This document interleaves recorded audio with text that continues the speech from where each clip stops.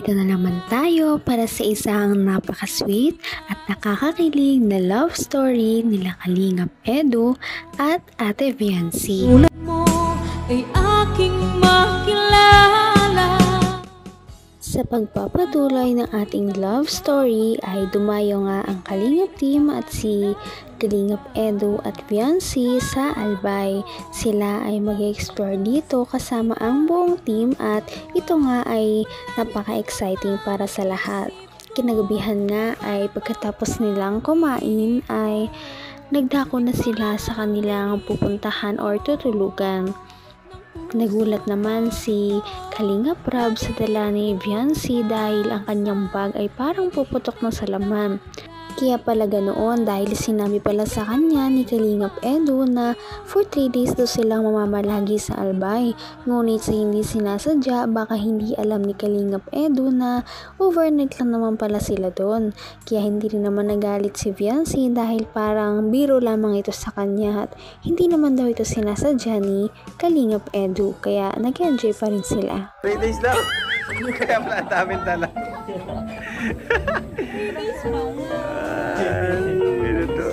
Naisahan ka ni Wayne yung hobby mo? Ayos said. Mapaiwan yata sila, G. Inasar. Mapaiwan kayo kaya 3 days kayo? Niloko po si Viancy na 3 days daw po. Eh, overnight lang naman po tayo. 1 night lang.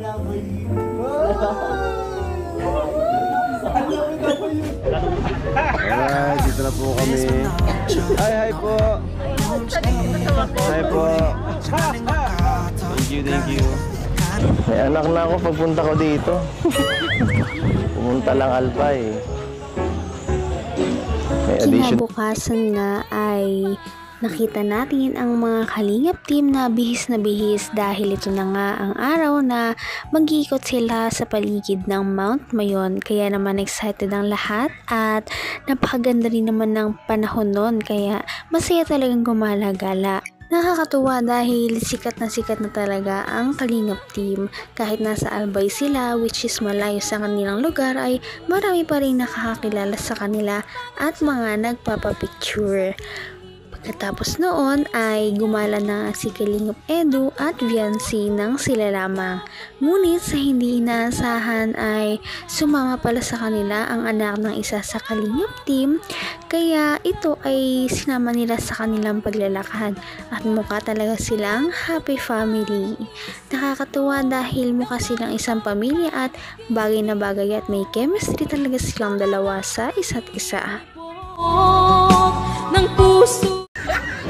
Masa tayo rabay. Ha? Si rabay po. Masaya ka? May anak ka na?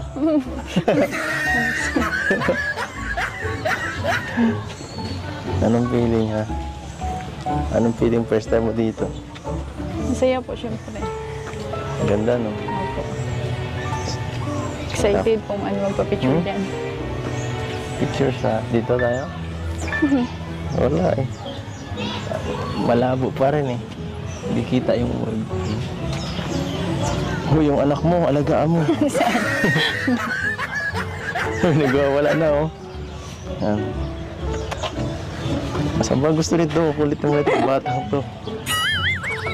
Saan tayo, Bibi? Saan tayo, Bibi?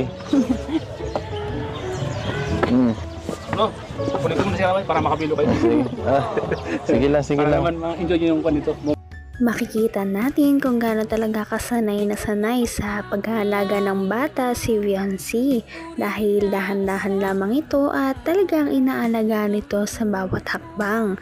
Sa kabilang banda naman, si Kalingap Edu ay hindi natin na-expect na magaling din pala sa bata dahil hindi naman ito nakakaranas ng mga kahit anong pag-iyak kapag kasama yung batang maliit. At nakakatuwa din dahil si Kalingap Edu talaga ay mapagbiro talaga kaya naman hindi ka talaga maboboring kapag kasama mo siya. Kaya din siguro panay tawa lang at ngiti si Viancy kapag kasama si Kalingap Edu. Matapos kunin ng part ng Kalingap team ang kanyang anak ay nagpatuloy na sa paggagala ang EDSI Love Team. At dito, nagpicture-picture muna sila at nakipagbiroan sa isa't isa. Habang ini-enjoy ang view. Ang ganda dito eh. Doon tayo sa may talisay.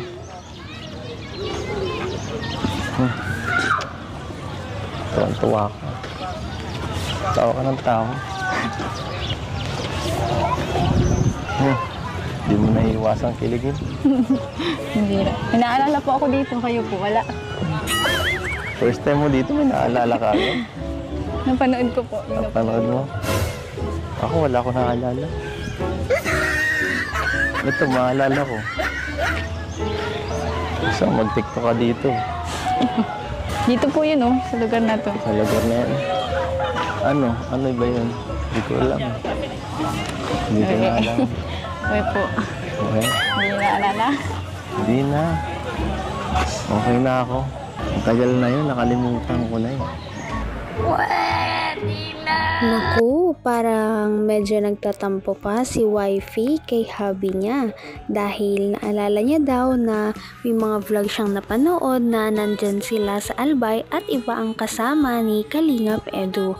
Kaya naman, hindi pinapahalata ni Viancy ang kanyang mga tampo, ngunit pinapatawa lamang siya ni Kalingap Edu at tinatanggi yung mga ganon na nakakalimutan niya na daw yun dahil hindi daw yun importante. Ang mahalaga daw ay gagawa sila ng mga bagong memories at ito ay mas magiging masaya, mas memorable dahil kasama na nila ang isa't isa. Bawat panaginip ko, ikaw lang ang tinitibok ng puso ko. Ha? Ang ganda po. Maganda.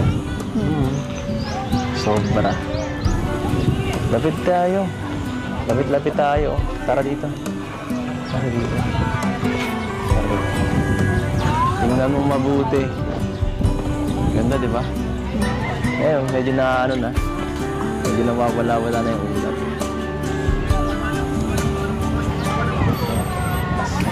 Sobra. Parang gusto kong akyarin eh. Sige na po. Dapat lagi sa mangit na, ano ba? Dapat supportive ka naman. Kayo na lang po. Wala po kayo dyan. Ano mo dyan? First time mo nakita. Pero yun po. Itong insawa, first time. Ganda no? Dito, sobrang kaya pa.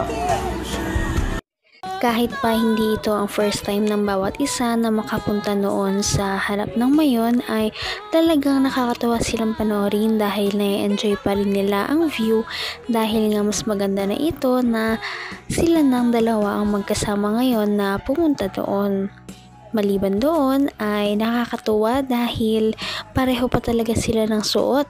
Blue at blue. Kaya naman mukha talaga silang soulmate at bagay na bagay talaga silang panoorin.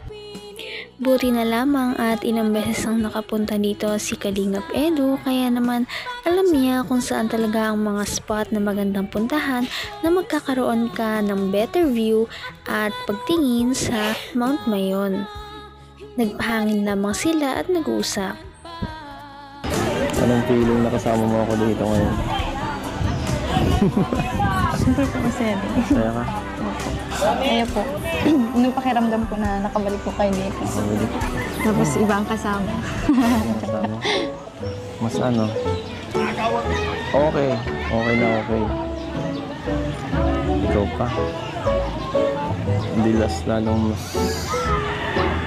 mas gusto ko talagang ikaw ang sama dito. Naging nagkuha ko yung passport eh. Para, ay di pa pala. Hindi man po ako nakakuha. Sayang. Dami mong sinasabi. Dami mong sinasabi. Ang mahalaga, kasama mo ako, kasama kita. Tatawa yan ah.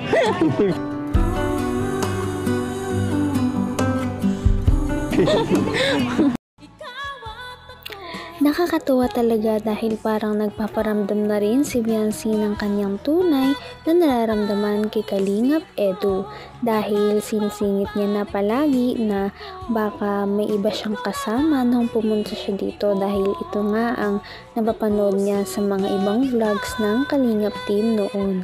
Ngunit ina-assure naman siya ni Kalingap Edu na mas masaya siya nakasama ngayon si Ate Viancy dahil sila ay bubuo ng mas marami pang memories. Ang mga memories na ito ay mas magtatagal daw sa kanila na mas masaya at mas memorable kumpara doon sa mga dati nilang naranasan. Sana nga ay mas dumami pa ang kanilang memories na magkasama sa iba't ibang lugar.